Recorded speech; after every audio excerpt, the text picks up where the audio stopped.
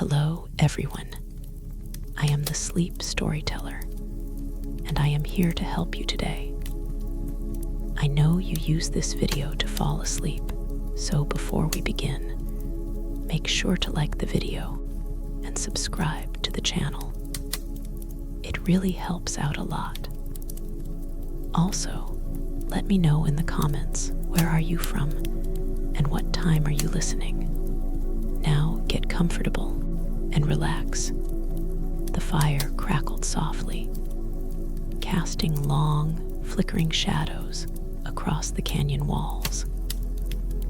The sky above stretched endlessly, adorned with a tapestry of stars that shimmered like scattered embers. An elder sat cross-legged near the fire, her voice weaving through the quiet night like the wind that whispered through the desert. Her words weren't just stories, they were living echoes of the past, binding the listeners to their ancestors and the land beneath them. The children sat motionless, their wide eyes reflecting the golden glow of the flames, listening with more than just their ears, with their very souls. To the Navajo and Hopi people, the world was more than a place to live. It was alive, breathing with unseen forces, pulsing with ancient energy. Mountains did not merely rise as towering structures of stone, they were sacred beings, their slopes carrying wisdom older than memory. Rivers did not simply carve their paths through the land, they were storytellers, murmuring secrets from the past, whispering of unity, of balance, of all things connected. Every stone, every shifting breeze, every rustling leaf was a thread in the great design of existence. The old ways taught that to live well, one must move in harmony with this balance, not against it. The elder's voice rose and fell like the rhythm of the wind, speaking of a time when the holy people shaped the world, when harmony was gifted to humanity so they might walk in beauty. For the Hopi, the Kachinas, sacred spirit beings, taught the value of respect and humility, reminding the people of their duty to preserve order. Their ancestors, she said, emerged from the depths of the earth, climbing through trials and tribulations before stepping into this world, the fourth world, where they were given the responsibility of caring for the land and honoring the spirits who watched over them. These were not just myths to be told around a fire. They were truths to live by. The children leaned closer, drawn in by the quiet gravity of her words. In the deep hush of night, these stories felt tangible, more than just echoes of the past. The land itself became a teacher, carving lessons into red rock, whispering them through the fragrant sway of sagebrush. And yet, where there was harmony, there was also the danger of imbalance. For every act of creation, there was the shadow of destruction. The Navajo spoke of Haja, the beauty and balance that must be upheld to walk in harmony. But there were those who turned away from this path, who sought power not through respect, but through darkness. It was said that imbalance called forth chaos, casting jagged shadows over the people. The elders warned of those who twisted sacred knowledge, distorting the old ways for selfish gain. To walk in darkness was not just to stray, it was to disrupt the very fabric of existence. A hush fell over the listeners as the fire crackled lower. The elder's gaze grew distant, her voice heavy with warning. There were those who had chosen to break the sacred laws, who abandoned the light to wield forbidden power. These were not mere tales of wrongdoers.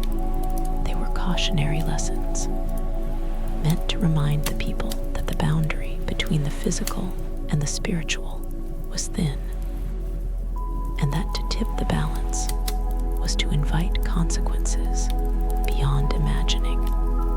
A coyote howled in the distance, its cry long and mournful, sending a shiver through those gathered. The old woman glanced toward the darkness beyond the firelight, her expression unreadable. She did not speak for a long moment, allowing the silence to settle like mist.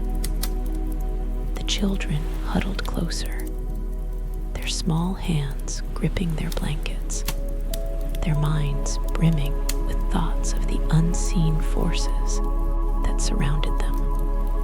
And then, in a voice just above a whisper, the elder spoke again. She told of the nights when the air grew heavy, when the shadows stretched too long, when the world itself seemed to hold its breath.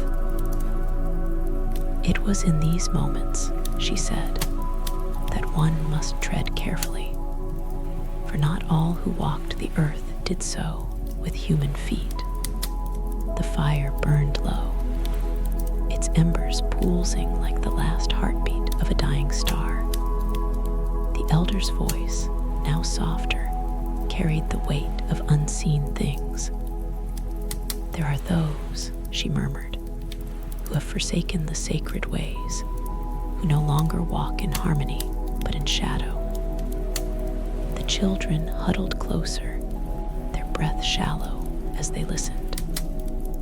Even the adults around the fire sat still, their faces half lit by the flickering glow, their eyes reflecting both reverence and unease.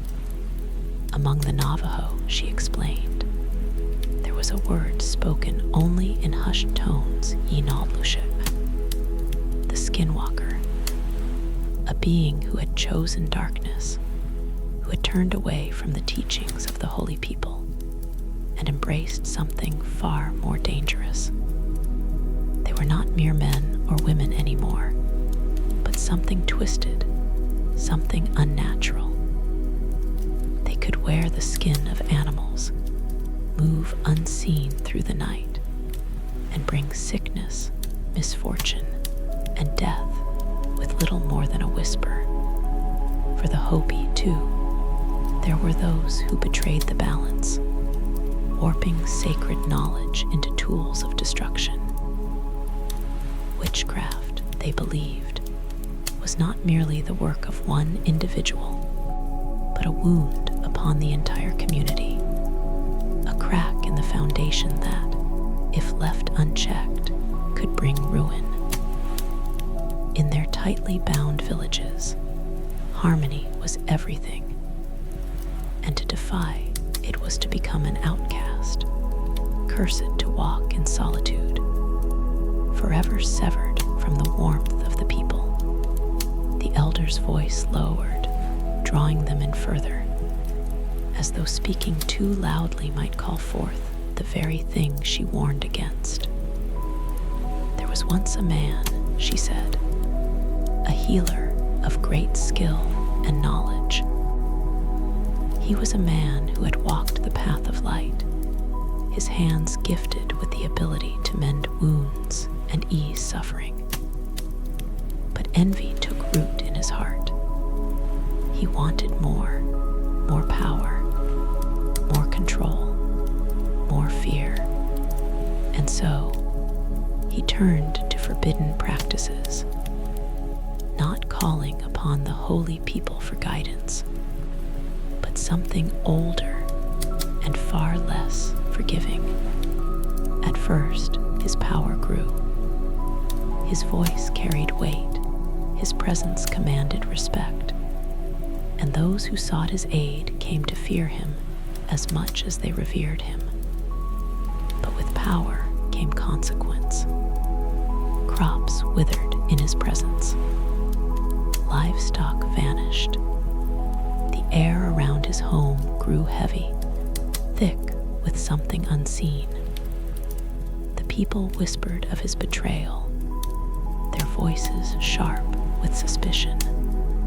One night, a child fell ill, a sickness unlike any the people had seen before. The elders gathered, their prayers urgent, their eyes wary. They knew that illness could be a sign, a ripple of something darker. And so they called upon the medicine men, those who still walked in balance, to seek answers. The signs were clear. The sickness was not natural. It had been placed there, woven into the threads of existence by a hand that had no right to wield such power. The villagers did not speak his name aloud, but their fear had already chosen its target. The man who had once been their healer had become something else, something dangerous. They went to his dwelling, their torches flickering in the cold night air. But he was gone. The elder's eyes flickered toward the shadows beyond the fire, as if searching for something just out of sight. They say he never truly left, she whispered.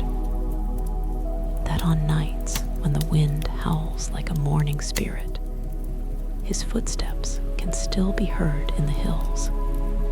A sudden gust swept through the canyon, causing the flames to flicker wildly. The children gasped, their eyes darting toward the darkness, but the elder only smiled faintly, as though she had expected it. Balance must be maintained, she continued. And when it is broken, the world finds ways to set it right. The Hopi believed in ceremonies that could restore order, dances that could call upon the Kachinas to cleanse the land. The Navajo had their own ways, sand paintings, prayers, rituals meant to drive out the darkness and bring harmony back to the people. But these rituals, she warned, were not to be taken lightly. They required faith, unity, and above all, respect. The elder placed another log onto the fire, sending a burst of sparks into the night air. To name a thing, she said, is to give it power, and to listen to these stories is to become part of them. She looked around at the wide-eyed children, at the solemn faces of the adults, at the darkness pressing in just beyond the circle of light. The question is, are you ready to listen? A hush fell over the group. Somewhere in the distance, an owl hooted a low, eerie sound that carried through the still air. The elder took a deep breath, the firelight dancing in her deep-set eyes. And then she began the story of the Skinwalkers. The fire hissed as a new log settled into the embers, sending a spiral of smoke into the night. The elder sat still, her gaze fixed beyond the flickering flames, as if she could see something the others could not. The children clutched their blankets tighter, their eyes wide with unspoken fears. Even the adults, though they had heard whispers of these stories before, felt the weight of what was coming. There are those, the elder began, her voice a mere breath against the hush of the desert, who have turned away from the path of light. They were not born monsters. No, they were once like us, mothers, fathers, brothers, and sisters. But they made a choice, a terrible choice. A coyote's distant howl broke the silence, long and haunting. The elder glanced toward the sound before continuing. To become what they are, a great price must be paid. A skinwalker does not simply learn dark magic. They must commit an act so vile that it severs them from their own soul. She let the words settle, allowing the fire's glow to dance across the faces of those gathered. They must take the life of one they love. A collective shudder rippled through the group. The thought was unthinkable. Kin was sacred. A bond forged not just by blood, but by spirit. To betray, it was to turn against everything that held the people together. And yet, some had done it. Their hands stained, their hearts emptied. They step into the night, never to return as they once were. They become something else, a thing of shadow and hunger. The elder's voice took on a strange, measured rhythm, as if she was reciting something old, something carved into the very bones of the land. A skinwalker is neither man nor beast. They wear the skins of animals, slipping between shapes like a whisper in the dark. They move faster than the eye can follow, and when they call your name, it is not your ears that hear it, it is your soul. A young boy, barely past his 12th summer, swallowed hard. How do you know if one is near? His voice was barely above a whisper. The elder turned her gaze on him, her eyes dark and knowing. The air will change, she said. It will feel wrong, heavy. The night will grow too quiet, as if even the wind is afraid to stir. And if you listen, truly listen, you might hear it. A sound that does not belong. A voice that is almost familiar, but not quite right. The boy's small hands clenched into fists in his lap. What happens if you hear it? The elder's expression did not soften. You do not answer, she said. No matter how much it sounds like your mother, your brother, your friend, you do not answer. The fire crackled sharply, as if emphasizing her words. The younger children huddled closer together, their faces pale in the dim light. There was a man, the elder continued, her voice even but laced with something deeper, sorrow perhaps, or warning.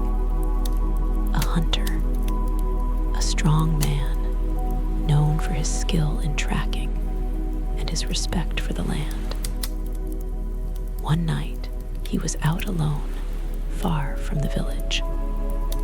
The moon was full, the air still. He had just set his traps when he heard his name. The elder paused. No one spoke. The only sound was the distant rustle of wind through dry grass. It was the voice of his brother, calling to him from beyond the trees. But his brother was miles away, back in the village. still, the voice was perfect, the tone, the pitch, the way it spoke his name. A trick of the mind, perhaps, a dream. He stepped forward just to be sure. And then, from the shadows, it stepped forward too. A hush fell over the group. The fire dimmed for a moment, and the elder's face seemed to shift in the flickering light. Her wrinkles deepened by the weight of her tale. It had his brother's face, but not his eyes. Its gaze was empty, wrong, filled with a hunger that no human should possess. And then, before he could move, it smiled. A breath of wind passed through the camp, cold against the skin, as if the very desert was listening. The hunter ran, the elder whispered. He did not stop. He did not look back. He did not call out. And when he reached the village, when he finally dared to speak his brother's name, he found his real brother safe in his bed, unaware of what had happened.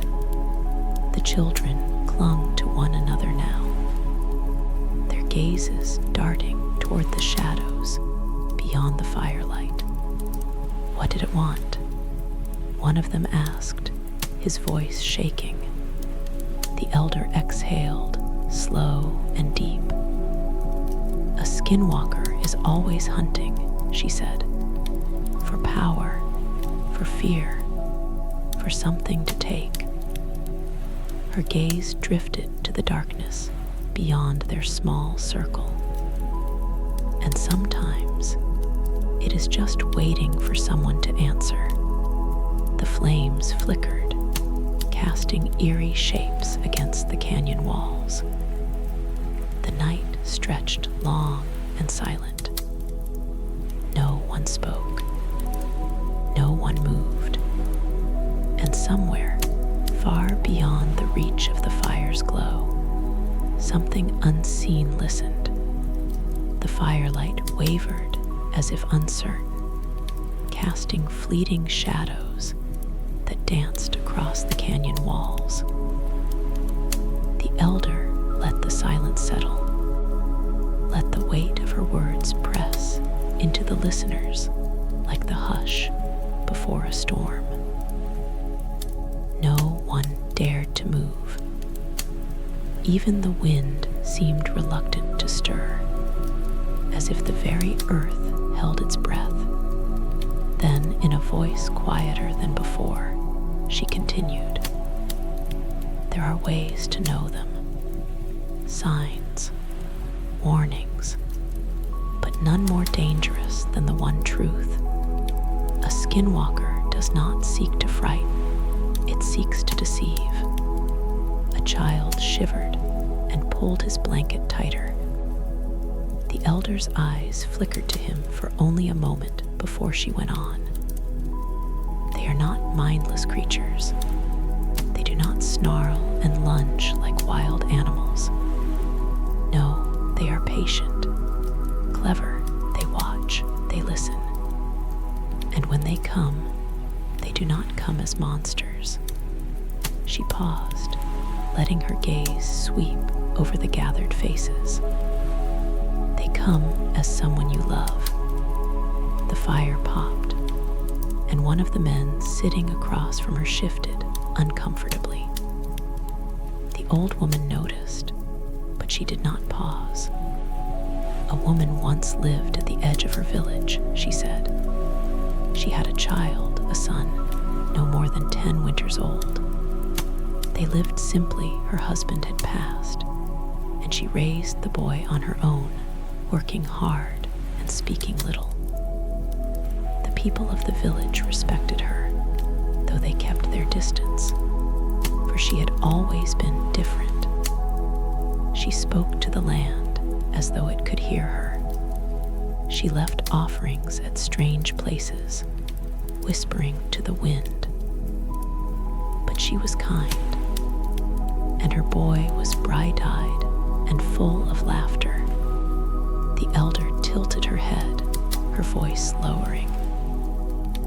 Then, one evening, the boy did not return home. The children around the fire sat frozen. Even the adults did not blink. They searched for him, she continued. The villagers, the men with their torches, the women calling his name into the trees. The night stretched long, and the air grew colder. Then, just as the first hints of dawn touched the horizon, he returned. A relieved exhale passed through the listeners, but the elder's face remained solemn. He walked into the village barefoot, his clothes torn, his skin smeared with dirt. He looked unharmed, but something was wrong. His mother ran to him, falling to her knees, weeping as she held him. She asked where he had been, what had happened, but the boy only stared at her. He did not cry. He did not speak. He only smiled. A deep, quiet unease settled over the fire circle. She brought him home. She bathed him, dressed him, laid him down to sleep. And all the while, he never spoke a word. But in the night, as the village lay still, the walls of her home heard the sound of laughter. Not the laughter of a child, no. This was something else. A laugh too low, too strange. A sound that did not belong. The elder's gaze flickered toward the desert beyond the fire. The others followed her glance, but saw only darkness. In the morning, she went to the village, the old woman said. And when she returned, she found her son sitting by the fire, watching her. He smiled, but his eyes were empty. And then he spoke. He called her by a name no one knew, a name from her childhood, a name she had not heard in decades. The fire crackled, but no one moved. She knew then, the elder whispered, that whatever had come home with her was not her son. A gust of wind swept through the canyon, scattering embers into the sky. The children pressed against one another, their eyes darting toward the shadows. The elder did not look away from the fire. She did what had to be done, she said, her voice calm. No one saw her that night, but the next morning the house stood empty. The boy was gone. The woman was gone. And the desert had taken back whatever it had lent. The hush that followed felt heavy, like the night itself had drawn closer, listening. A man finally spoke, his voice hesitant. What was it? If it wasn't her son, then what was it? The elder slowly exhaled. A skinwalker does not always come as a beast, she murmured. Sometimes it comes as a memory. Sometimes it comes as someone you will open your door for. The fire burned lower, its glow no longer comforting, but casting strange, shifting shapes along the ground. The desert stretched endless beyond them, quiet, watchful. And in the distance, far beyond the reach of the fire's light, something moved. The fire had burned low, its embers pulsing softly like the last breath of a dream. The elder's voice, steady and unshaken, carried through the hush of the night, weaving through the silence like a thread pulled through ancient fabric. No one spoke.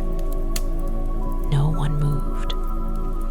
The desert, vast and knowing, pressed in around them, listening just as they were. There are things in this world, the elder said, her eyes glinting in the dim glow of the fire, that do not belong to the land of men. They walk among us, but they are not of us. They know our ways, our words, our faces. They wear them like masks. A child swallowed hard, his small fingers tightening around the edge of his blanket. The old woman saw, but did not pause. The Skinwalkers do not only take the shape of animals, she continued, her voice soft but firm. They do not only run on 4 legs, slipping through the night unseen. No, the most dangerous among them do something far worse. She let the words settle like dust before she spoke again. They take the faces of those we love. A sharp crack from the fire sent a ripple of unease through the group. Someone shifted, but no one spoke. There was a man, the elder went on, who had a brother. The two had been close since childhood, inseparable as brothers should be. They hunted together, worked together, and when the long nights came, they sat by the fire and spoke of all things dreams, fears, the stories of their people. They knew one another's voices as well as their own, knew the small details of each other's faces, the way they moved, the way they laughed. Her gaze darkened, the flickering firelight casting deep shadows across her face. One winter, the brother left the village. He went out into the mountains, as many hunters did, to bring back food for his people. But days passed, then weeks. The snows fell heavy, and no sign of him returned. She let a long pause stretch, as if waiting for the wind to speak before she did. And then, one night, he came back. A soft inhale passed through the gathered listeners. He walked into the village as though nothing had changed. He wore the same clothes. His boots were scuffed with dust and snow, his hair tangled from the wind. He called his brother's name, and when his brother turned to see him standing there in the cold, he felt nothing but relief. The elder's fingers traced invisible patterns against her knee, slow, deliberate. They embraced. They laughed. The village rejoiced. But in the days that followed, something was wrong. A cold breath of wind swept through the canyon, carrying the scent of distant sage. The elder did not look away from the fire. It was small at first, she said. Things only a brother would notice.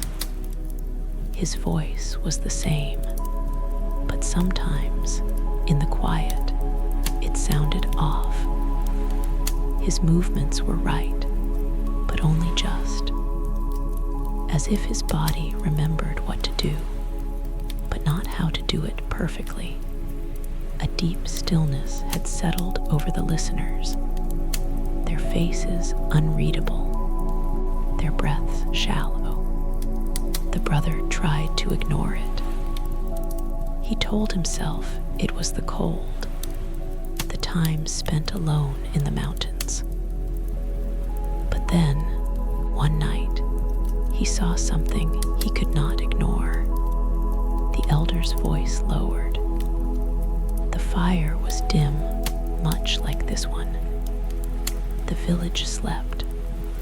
The man lay awake, his thoughts restless. And across the room, his brother sat in silence, staring into the dying flames. She leaned forward slightly, her expression unreadable. And then his brother stood. The flames flickered. The desert seemed to press closer. He rose too quickly, she said. Not as a man rises, with weight and balance, but as something else. As though his body had forgotten the way bones should move. And when he turned, when his face caught the last glow of the fire, the man saw it. A sharp gust of wind rattled the dry brush. But no one looked away from her. It had his brother's face, but not his eyes. The fire crackled. His eyes were hollow.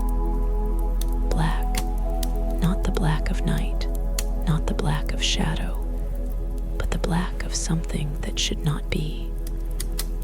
And then it smiled. The flames shifted, casting eerie, stretching shapes against the stone.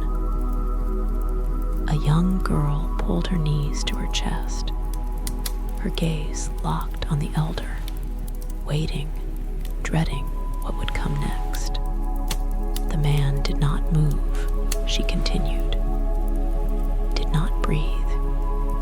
He felt as if the world had gone still, as if time itself had frozen in that moment.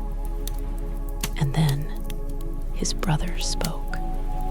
The elder's voice dropped to almost a whisper. "Why do you look at me like that?" The words hung in the air, heavy, unnatural. And in that moment, the man knew. Whatever sat across from him, whatever wore his brother's face, was not his brother. The fire popped loudly, and someone flinched. He did not wait, the elder said. He did not ask questions. He did not hesitate. He rose, as fast as his body would allow, and fled into the night. Silence. And when the morning came, when the village awoke, his brother was gone. His footprints led into the desert, but they did not end. No one spoke. No one moved. The fire flickered low, its glow barely reaching the edges of the gathered circle. And so the elder whispered, "If ever you hear a voice you know, if ever you see a face you love, but something is not quite right, do not wait, do not question." And above all else, she met each of their gazes, her expression solemn, unwavering. Do not let it smile.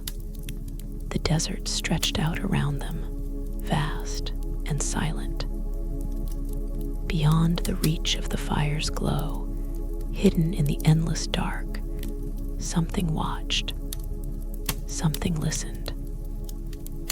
And somewhere, in the stillness of the night, the wind carried a sound that did not belong. The wind carried a chill through the canyon, stirring the embers of the fire into a brief, golden flare before settling back into an uneasy stillness. No one spoke.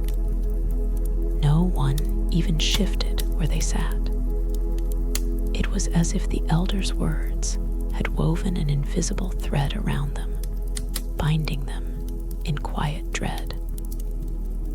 The fire's glow felt smaller now, its light seeming to reach less far, as though the darkness beyond had drawn closer. The elder sat motionless, staring into the flames, her face unreadable. And then, softly, she continued. "There was another man once," she said. "One who did not run." A single crackle from the fire broke the silence, sharp and sudden. The listeners barely breathed. "He was a skeptic," the elder went on, her voice calm, steady. "He did not believe in old stories. He did not fear shadows or whispers. He laughed when the elders spoke of things unseen, calling them nothing more than the foolish superstitions of an aging generation. We live in a world of stone and sky," he would say, "not of spirits." She let the words settle before continuing. "But belief does not change the nature of a thing." A flicker of movement passed through the group, a nervous glance exchanged between two of the younger men. They had heard stories of those who dismissed the old ways. The elders always warned against it. To turn away from the knowledge of the past was to walk blindly into the unknown. "This man had a wife," the elder went on, her voice quieter now. "A kind woman. She had been raised in the old ways, taught to listen to the world around her, to respect what could not be seen. But her husband dismissed her concerns, refused to listen when she spoke of the signs, the misplaced objects, the cold drafts where no wind should be, the feeling of being watched when no one was near." The old woman tilted her head slightly, her eyes reflecting the firelight. And then, one night, she woke to find him standing by the doorway, staring out into the dark. A soft rustling stirred the dry brush beyond the fire, but no one turned to look. When she called his name, the elder continued. He did not answer. He did not even turn. He only stood there, rigid, unmoving, his breath slow and shallow. And then she paused, her voice tightening ever so slightly. He stepped outside. A cold prickle ran through the listeners. The darkness beyond the fire felt heavier now, thick with something unseen. She rose from their bed, hesitant, afraid, but she followed. Outside, the night was unnaturally still. No wind, no sound, just the cold weight of silence pressing against her ears. And there, standing beneath the moonlight, was her husband. The elder's fingers tapped lightly against her knee, a slow, rhythmic motion. But he was not alone. A deep stillness settled over the group. Someone swallowed audibly, the only sound in the quiet. She saw them, the elder whispered. Figures standing at the edge of the trees, dark shapes, taller than they should have been, still, watching. And though she could not see their faces, she knew they were looking at him. The fire wavered, its light stretching shadows in strange and unfamiliar shapes. She called his name again. He did not move. He did not blink. And then, slowly, his head began to turn too slowly, as if he had forgotten how the movement should feel. And when she saw his face, the elder exhaled, long and slow. She knew it was not him. A murmur of unease rippled through the listeners, though none dared to break the silence. His eyes were black, she said. Not dark like the night, not like the shadows cast by the moon. No, they were empty, hollow. And when he smiled, his lips stretched too far, his teeth too white against the darkness of his face. The old woman leaned forward, her gaze sweeping across the group. She did not scream. She did not run. She only stepped back and shut the door. The fire crackled, loud in the hush of the canyon. The elder sat back, folding her hands in her lap. By morning, she continued, he was gone. No footprints led away from the house. No sign of him remained. Only the door left slightly open, the cold air lingering inside. She paused, letting the weight of the story settle.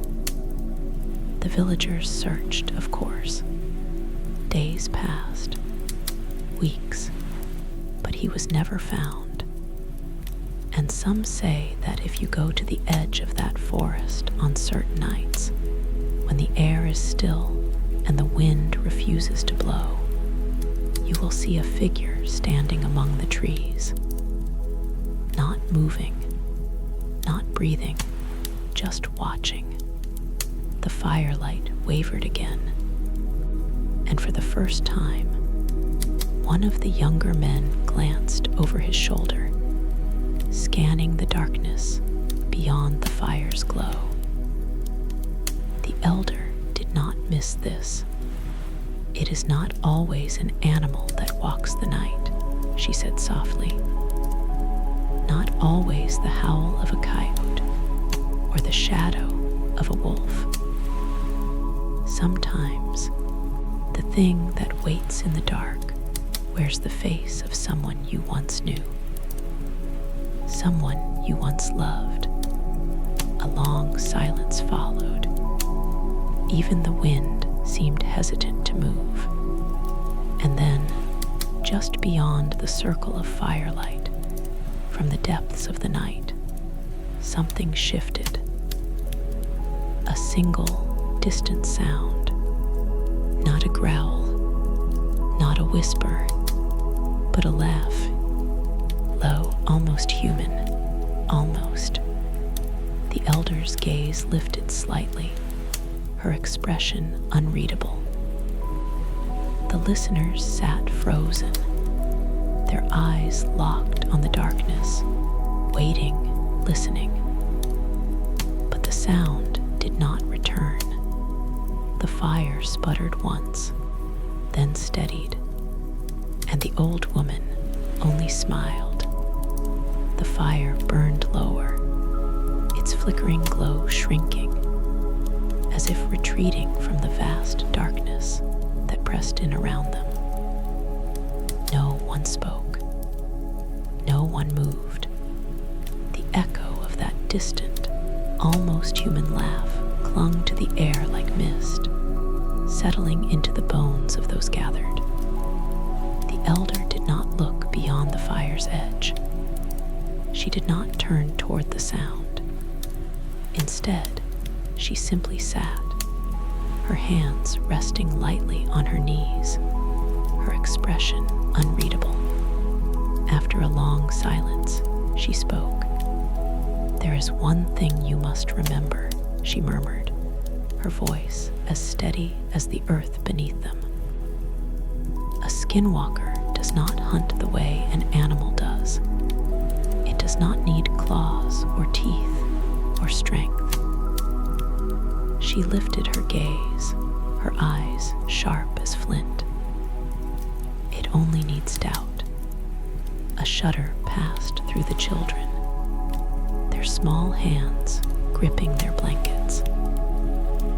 Even the adults, hardened by years of knowing these stories, felt the weight of her words settle in their chests. The moment you ask yourself, did I just see that? Did I just hear that? The elder's voice softened, but the warning in it was unmistakable. That is when it knows it has already won. The fire crackled. There was a boy, she continued, her voice dipping lower, forcing them to lean in to hear. Young, no more than 14 winters, eager to prove himself as a man. His father was a great hunter, his uncles known for their strength and wisdom. And he was nothing yet, just a boy still growing into his shadow. She drew in a slow breath, as if recalling something distant. One night, he decided he would change that.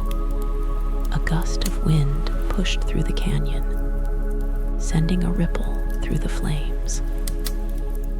Shadows stretched and flickered across the stone, warping, twisting.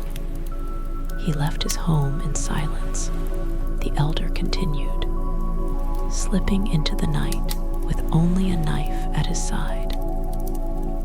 He would hunt alone, he told himself. He would return with something worthy, something that would make his father proud.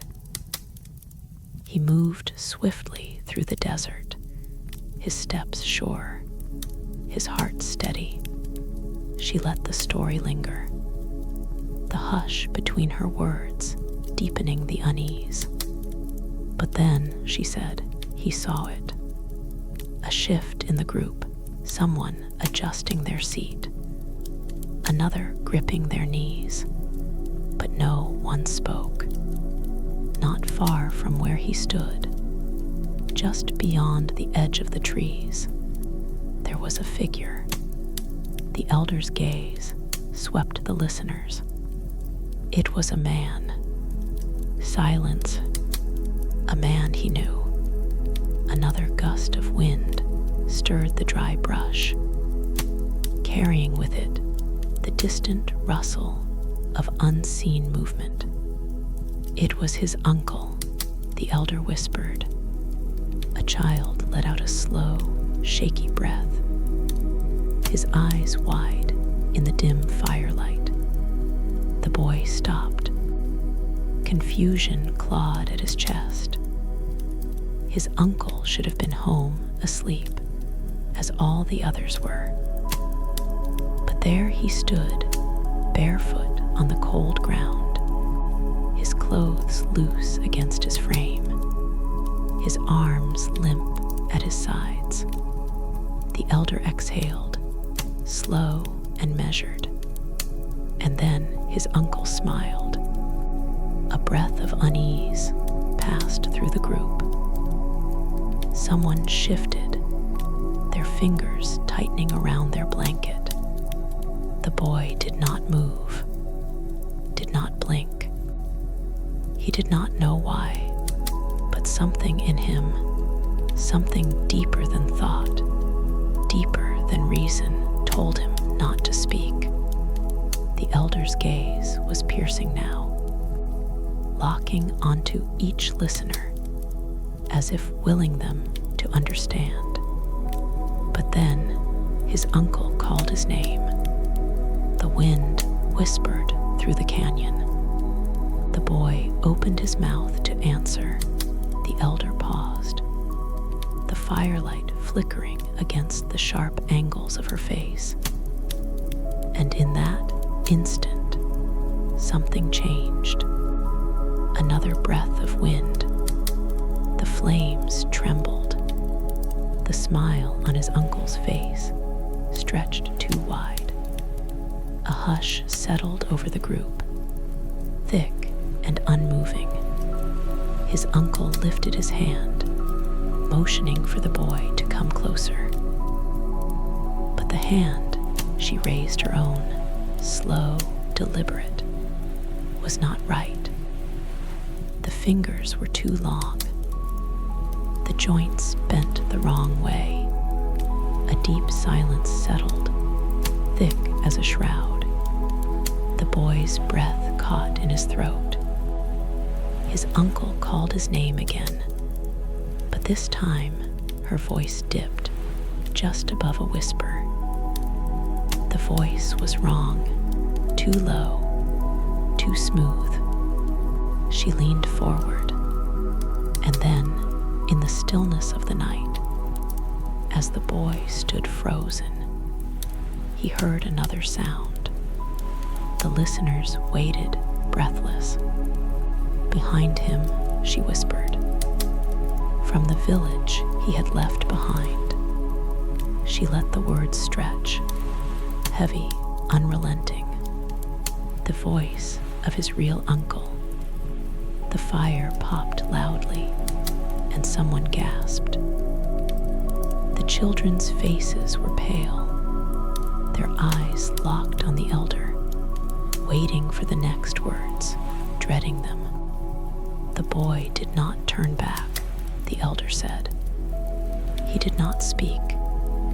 He did not look at the thing in front of him, the thing wearing his uncle's face. He ran.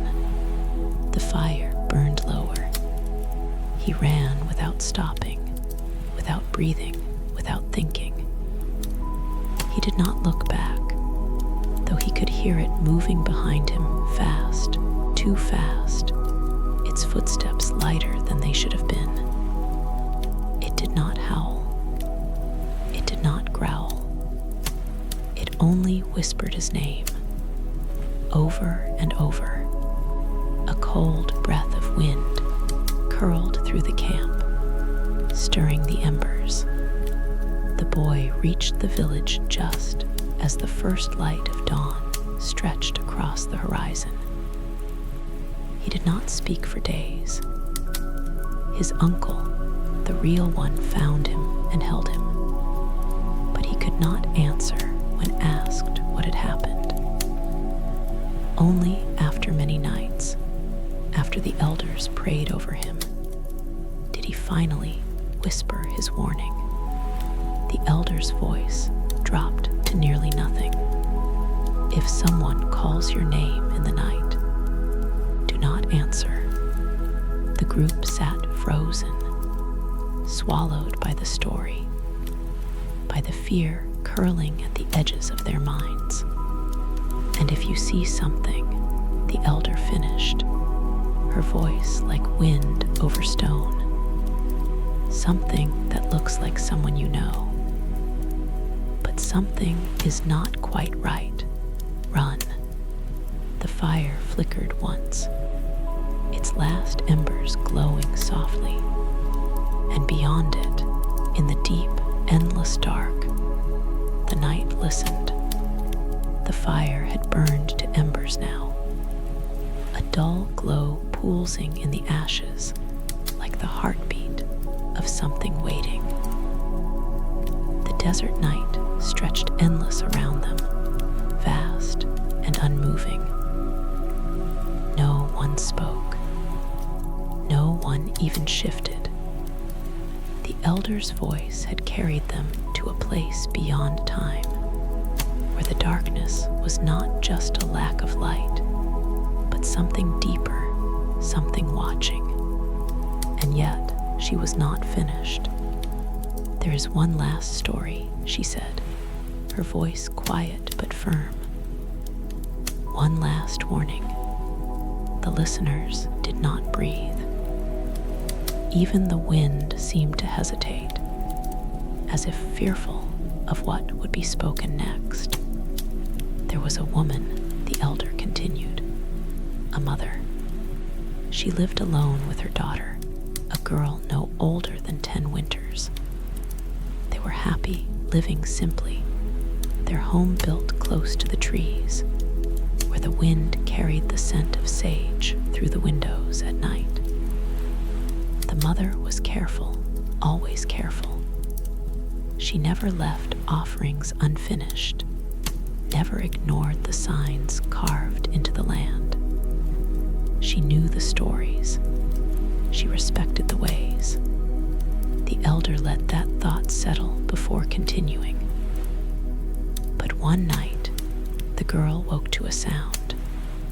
A soft crackle from the fire was the only reply.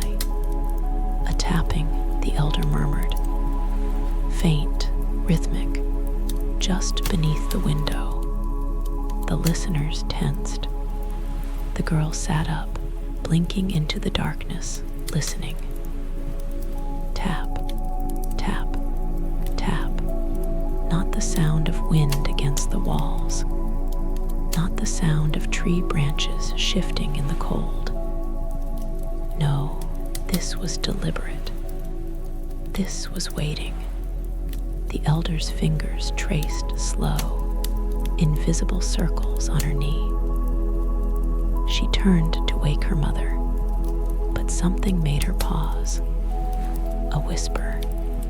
She lifted her gaze, her eyes flickering like dying embers.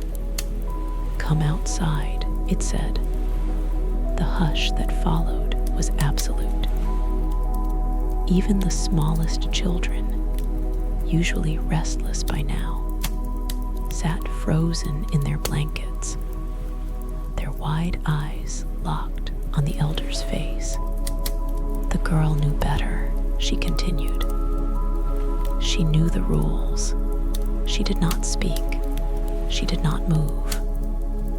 But then the whisper came again. The firelight wavered. Come outside, little one. A ripple of unease passed through the listeners. A man clenched his jaw. A woman pressed a hand to her lips. The voice was soft, the elder said. Kind, familiar. She exhaled, slow and deliberate. It was her mother's voice. Someone let out a breath too sharply. The girl hesitated. The elder continued. For just a moment, the whisper came again, so gentle, so patient. Come outside. It's all right. The desert stretched silent around them, but the girl did not move. The elder's voice had softened, but the weight in it remained. She sat still, her small hands gripping her blanket, staring at the window. And that was when she realized. A pause, a long, heavy pause.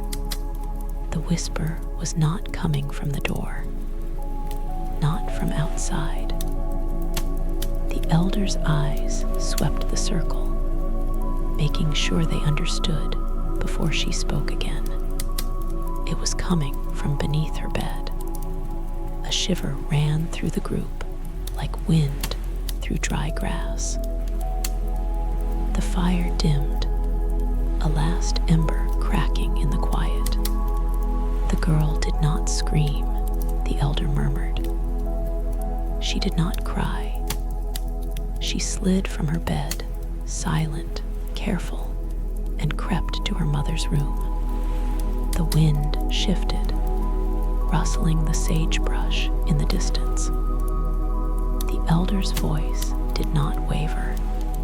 She shook her mother awake.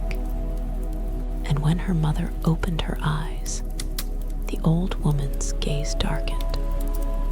She was still there. The listeners sat motionless, waiting, dreading. Her mother was asleep, the elder whispered, right where she had always been. A beat of silence, heavy as stone. Then the elder continued. Together they listened. She leaned forward, her voice no more than breath. And in the darkness, from beneath the bed. The whisper came one last time. She paused, as if the very night around them had frozen, waiting for her next words. And then she spoke. "That was very smart, little one." A sharp crack from the fire startled the group. Someone gasped.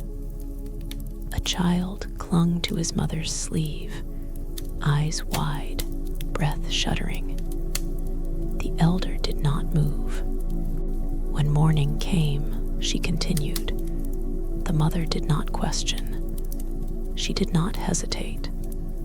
She took her daughter and they left. They never returned. A cold hush clung to the desert. "These things," the elder whispered, "do not always wait in the woods. They do not always call from the hills. Sometimes they are closer than you think. Sometimes they are already inside." No one spoke. No one moved. The fire was no more than embers now, its glow barely holding back the vast, watching night. The elder slowly rose, her old bones shifting like the creak of ancient trees. She looked at each of them in turn, her voice steady as stone. "Remember the rules," she said. "Do not answer voices in the dark. Do not look too long at something that does not belong. And if you ever feel you are being watched, you are." She let the words settle. Let them weave into the night like threads into a tapestry. Then, without another word, she turned and stepped away from the fire, vanishing into the shadows of the canyon. The wind stirred, the embers flickered, and in the vast, endless silence of the desert, the darkness listened.